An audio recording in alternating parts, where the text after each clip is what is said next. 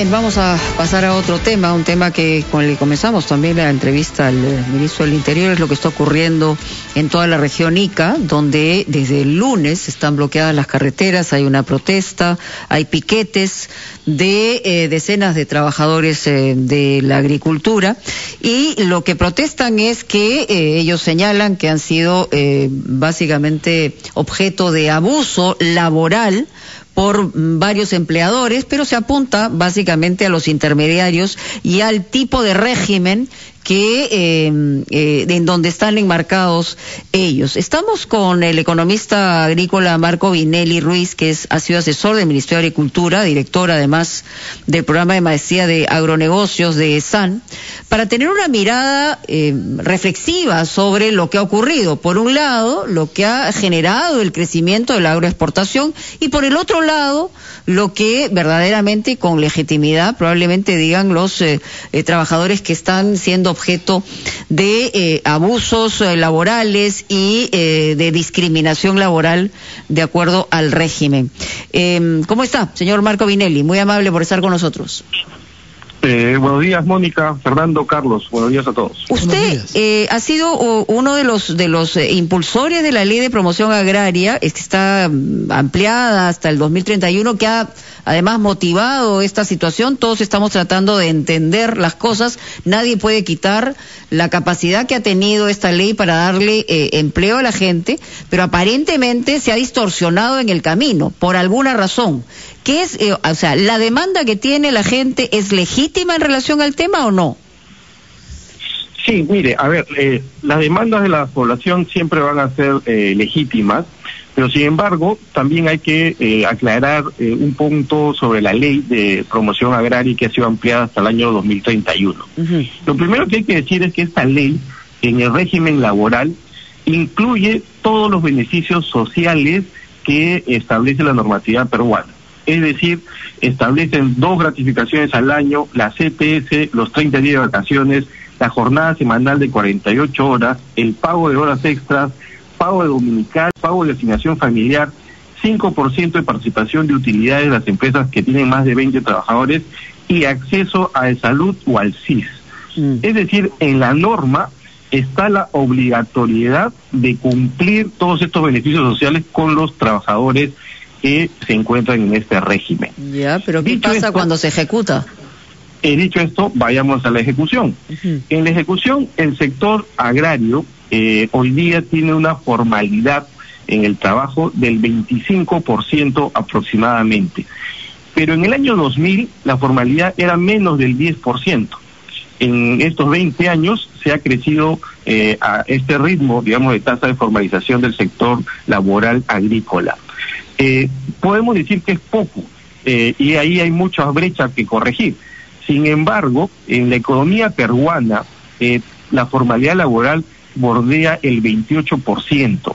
Lo que está, digamos, reflejando esta cifra es que el sector agro ha podido aprovechar la normatividad no solamente para crecer y expandirse, sino también para iniciar un proceso de formalización.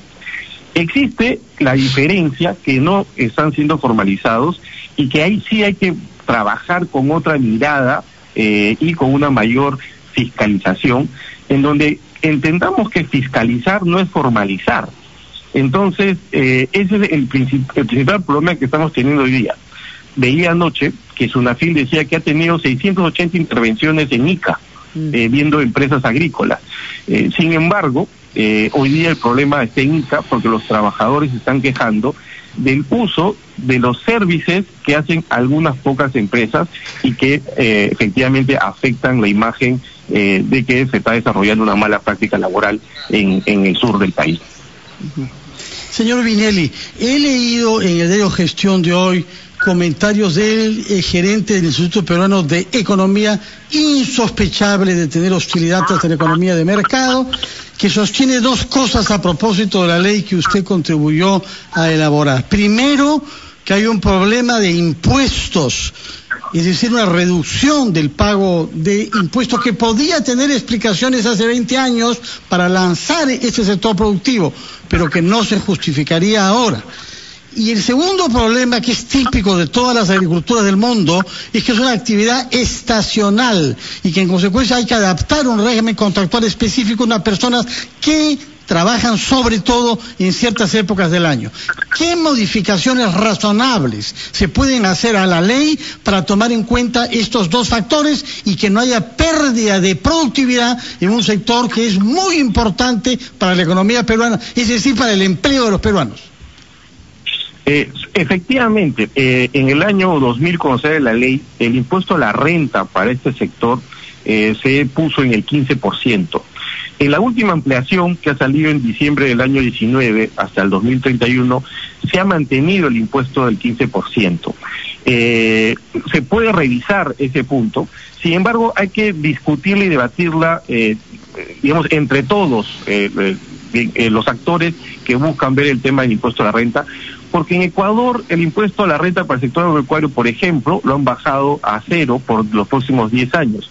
En Colombia, de la misma manera. Entonces, hay que ver si perdemos competitividad respecto a nuestros países vecinos, y discutamos este punto de manera técnica, y se podría tener una propuesta del Ejecutivo ser elevado al Congreso. Y respecto a la temporalidad, efectivamente, el sector agropecuario es un sector que tiene mucha estacionalidad, pero también la tiene la pesca, también la tiene otros sectores de la economía, en donde hoy día la temporalidad no está afectando ningún derecho laboral de los trabajadores, debido principalmente a que la norma reconoce que hay que pagar de todas maneras los beneficios sociales, así las personas trabajen 30 días o los 12 meses del año correspondiente. Yo quisiera insistir en un punto relacionado con el nivel de la fiscalización laboral que hay en estas empresas. ¿Es el óptimo? Digamos, a todas luces parece que no es el óptimo. El SUNAFIL ha salido ayer diciendo que ha hecho 680 fiscalizaciones, pero todavía hay muchas personas que se están quejando en ICA, por ejemplo. Pero también vale decir que las empresas que están en este sector son alrededor de 4.000 empresas acogidas al régimen, los cuales 2.000 de ellas, el 50% exporta. Y para exportar, los clientes del exterior exigen buenas prácticas laborales a las compañías.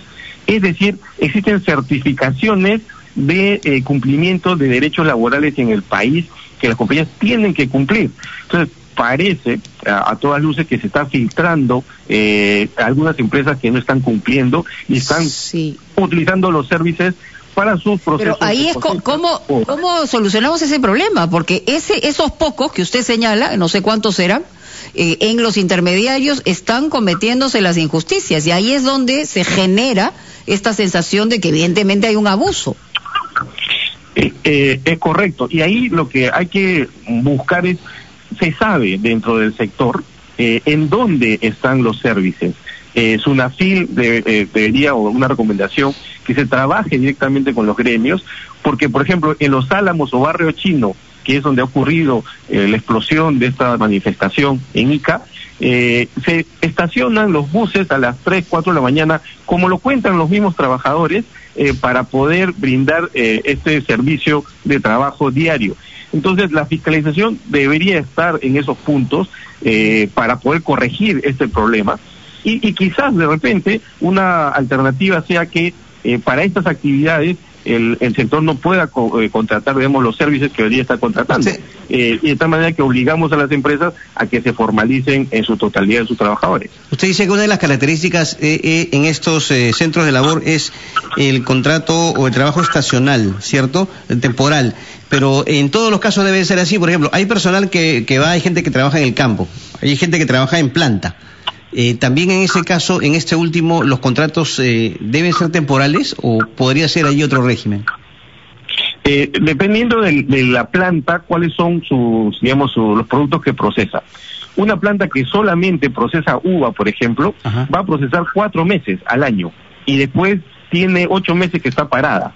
O le pones un mes de mantenimiento, te quedan 7 meses que está parada, porque solamente hay uva en el país en el periodo de 4 meses.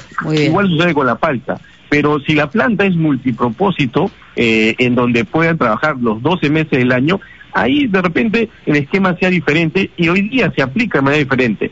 Recordemos que la ley actual no tiene diferencia respecto al régimen general. Como le mencioné al inicio, la ley actual tiene todos los beneficios que exige la norma peruana. Entonces, lo que hay que hacer es que contraten bajo y cumplan lo que está diciendo la ley en este momento. Muy bien. Marco Vinelli Ruiz, muchísimas gracias por estar con nosotros en Ampliación de Noticias. Vamos al gran resumen de la hora.